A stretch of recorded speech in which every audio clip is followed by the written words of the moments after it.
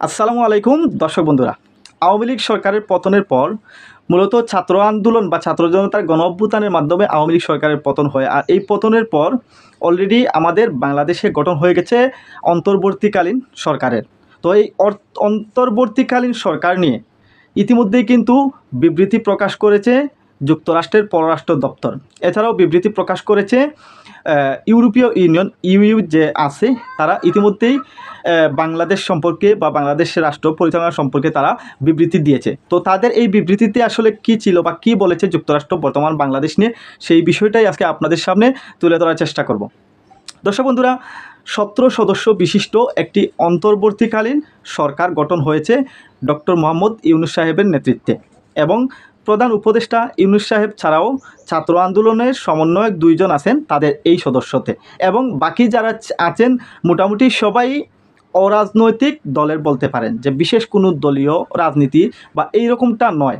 সবাই নাগরিক সমাজ থেকে কিংবা সুশীল নাগরিক বা সাধারণ নাগরিক থেকেই মূলত উঠে এসেছেন। তো এই 17 জনের মধ্যে অলরেডি পাহাড়ি বা চট্টগ্রাম, পার্বত্য চট্টগ্রামে যে 3টা জেলা আছে সেখানে যে মানুষগুলা আছে তাদের মধ্যে থেকেও কিন্তু একজন প্রতিনিধি সেখানে আছেন, এবং আমাদের বাংলাদেশের সংখ্যালঘু সম্প্রদায় যেমন হিন্দু সম্প্রদায় বা তাদের মধ্যে থেকেও কিন্তু একজন প্রতিনিধি সেখানে আছে। এছাড়াও আলেম সমাজ থেকে হেফাজতে ইসলামের সাবেক নায়েবে আমির আফম খালিদ হুসাইন হুজুরও কিন্তু তাদের এই 17 সদস্যদের মধ্যে আছেন। মোটামুটি অরাজনৈতিক বেশিরভাগ ব্যক্তিদের নিয়েই কিন্তু এই 17 সদস্যের দলটা ঘোষণা করা হয়েছে। উপদেষ্টার যে রাজনৈতিক বা বর্তমান প্রেক্ষাপট তৈরি হয়েছে সেটা ঘোষণা করা হয়েছে।